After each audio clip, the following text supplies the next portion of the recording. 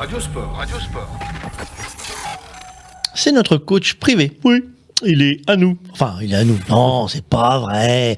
Mais il est venu avec nous sur le Tour de France. On est ravis de l'avoir avec nous tous les jours pour nous faire découvrir les métiers, la face cachée des équipes professionnelles. Alors, pourquoi je dis caché? Je le précise. C'est parce qu'en fait, on n'a pas l'habitude de parler d'eux. Tout simplement, vous avez vu l'autre jour le reportage de Thomas Verhoeven sur qu'est-ce qu'on donne à manger dans la Visma Leasebike, un reportage à retrouver sur la plateforme, sur velowire.com ou sur radiosport.fr. Oui, il y a des choses fascinantes. On pèse, effectivement, on l'avait dit, Jocelyn, on pèse vraiment tout.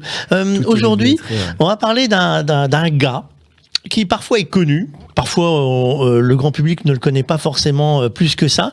C'est le manager général. Qui c'est fait quoi?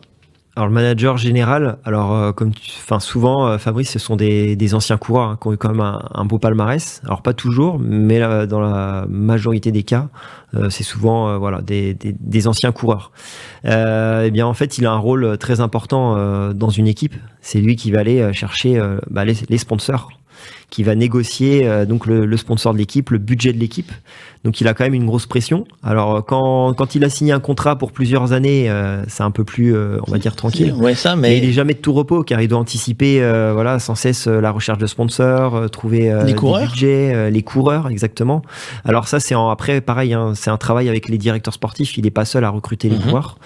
Il en parle d'abord avec les directeurs sportifs car on peut pas recruter, on l'a vu, n'importe qui, et on peut pas non plus avoir tous les meilleurs coureurs dans la même équipe. Après, il y a des égos et ça fonctionne pas. Il faut quand même garder une homogénéité. Il faut que ça reste une équipe qui puisse fonctionner. Exactement, que ça soit homogène et qu'il y ait une bonne ambiance. C'est un sport individuel collectif. C'est un sport individuel, mais qui reste à la fois collectif. D'accord. Alors, on l'a vu avec les directeurs sportifs.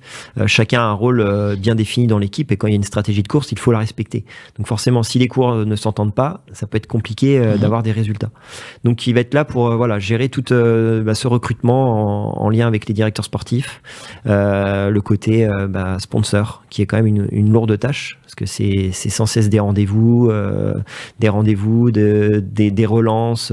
Donc le travail est assez complet. Il est quand même épaulé souvent avec il y a une direction à côté de lui, donc le secrétariat de direction, et il y a une équipe sponsor également pour l'épauler dans cette recherche. Quoi qu'il arrive, après c'est lui qui tranche, qui prend la dernière décision.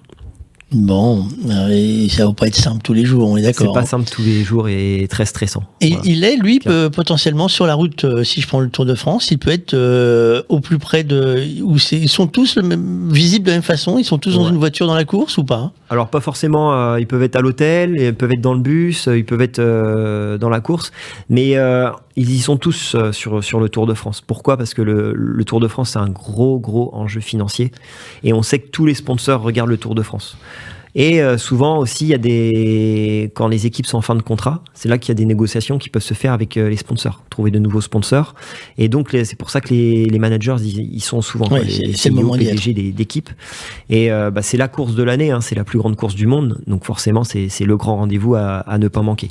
Donc la plupart, on les voit, soit ils sont dans la voiture, je reprends l'exemple par exemple à G2R, Vincent Lavenu est souvent dans la voiture avec le directeur sportif. Et il y en a d'autres qui sont au bus aussi, qui vont suivre tranquillement l'étape, ou rester à l'hôtel pour être plus au calme. Ouais. Donc voilà, ils sont bien présents sur le Tour de France. Bon, nous on va se mettre au calme, enfin je suis pas sûr, vu l'heure, pas sûr qu'on reste au calme très longtemps. Merci Jocelyn, on le rappelle, Jocelyn Maillet, tu es coach sportif, comment on te trouve? On te cherche sur internet, on fait Jocelyn Maillet, MAI2LET? Alors après, j'ai pas forcément mes coordonnées sur internet. Souvent, tu mets pas ton 06, toi, t'es pas comme ça. Voilà, je mets pas mon 06, c'est souvent par communiqué, par réseau privé. Et j'ai les réseaux sociaux, bien évidemment, où on peut me contacter. Alors on peut te trouver où sur les réseaux sociaux? Sur Instagram. On cherche quoi? C'est quoi l'arrobase? Alors c'est JOSMLT. S avec un tiret, je crois que c'est le tiret du 8. Ah, tu crois, t'es même pas sûr. MLT. Je suis pas souvent sur les réseaux. J'ai une page, ça c'est sûr. Je réponds pas souvent. On n'est pas sorti. Je réponds aux messages, bien évidemment, mais les réseaux, c'est pas c'est pas ma plateforme de travail. Remarque, c'est bon signe. Si tu n'es pas souvent sur le réseau, c'est que tu bosses en fait. Exactement, c'est ça. C'est ce que je me dis souvent. de faire des vidéos.